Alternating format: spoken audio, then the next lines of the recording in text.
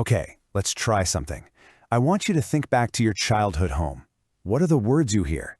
In this explainer, we're going to dive into how those early phrases, the good and the bad, they don't just fade away. Nope, they become these echoes that follow us around, pretty much shaping the adults we grow into. And this quote just hits the nail on the head, doesn't it? It's such a simple idea, but it's incredibly profound. Words have real weight. And the ones spoken to us when we're kids, well, they can either be the bricks that build us up or the ones that leave scars that stick around forever. All right, so let's get right into it. First up, we're talking about the weight of words. We're going to look at how the way our parents talk to us literally becomes the blueprint for our own inner world. Now, when we hear the term verbal abuse, I think a lot of us immediately picture someone shouting, right? But it's usually not that straightforward. More often than not, it's a pattern of harmful words. We're talking about those subtle digs, the constant criticisms, or even just careless threats that a child starts to absorb as the absolute truth, especially when their brain is still developing. So that brings us to our first specific category, attacks on appearance. This is all about the words that target a child's body, which is, let's be honest, one of the most vulnerable parts of who they are. Wow. I mean, it doesn't get much more direct or hurtful than that, does it? Whether it's said because of some kind of misguided concern or just plain cruelty, the message a child hears is exactly the same. Your body is wrong, and by extension, you are wrong. And here's the real kicker, the long-term damage. Hearing things like that over and over again doesn't just sting in the moment.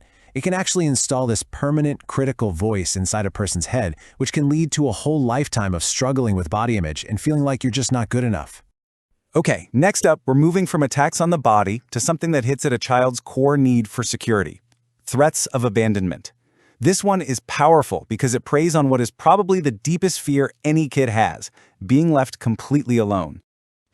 What's so interesting about this phrase is its sheer power. To you or me, an adult, it might just sound overly dramatic.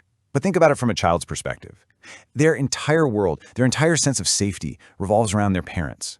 So a threat like this, that feels like a threat to their very existence. And the effect is just massive. It essentially wires a child's brain for anxiety.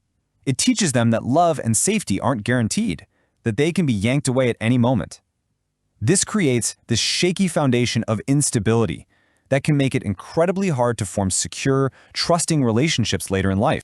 And that leads us right into another kind of damage, broken promises. This is what happens when words start to feel empty, when they completely lose their meaning, and that essential bond of trust just starts to crumble. Now, this one might seem a little less harmful than a direct insult, but the pattern of it is just so corrosive. The promise of a trip to the park that never happens, or the commitment to be at the school play that's always broken. Every single time it happens, it just chips away at a child's ability to believe in what people say. In the end result, it's a masterclass in mistrust. I mean, if a kid learns they can't even count on the words of their own parents, who in the world are they supposed to count on? This can lead to a whole lifetime of being skeptical and finding it really, really hard to let other people in. So, we've talked about all these different pieces. The insults, the threats, the broken promises. How do they all fit together? Well, this next section is all about that.